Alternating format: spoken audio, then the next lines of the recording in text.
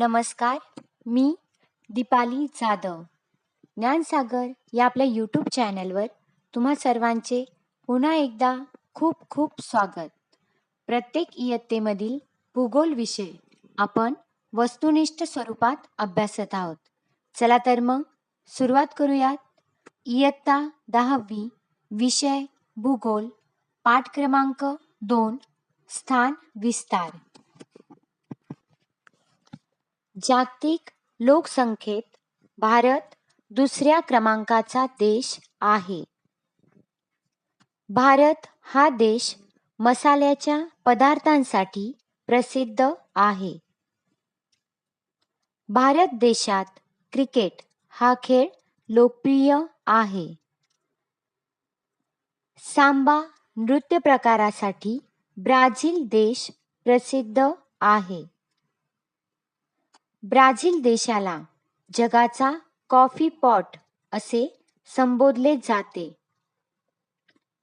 ब्राझीलमध्ये फुटबॉल हा खेळ लोकप्रिय आहे.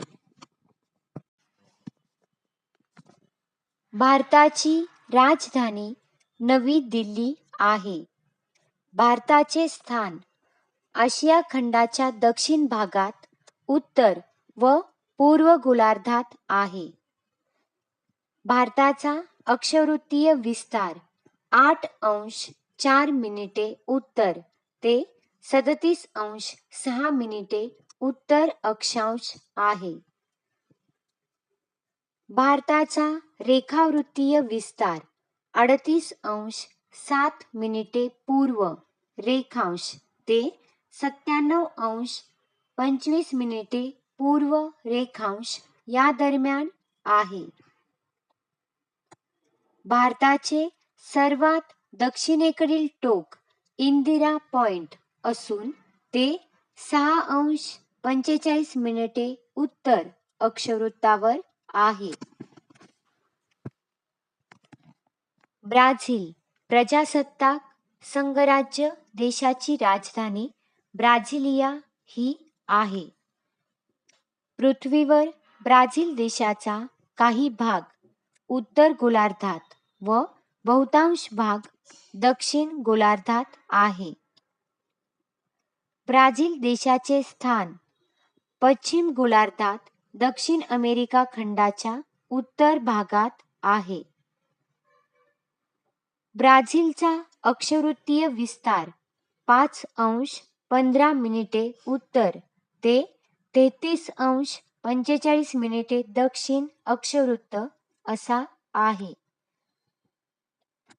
ब्राझील देशाचा रेखावृत्तीय विस्तार 34°45' पश्चिम रेखावृत्त ते 73°48' पश्चिम रेखावृत्त असा आहे.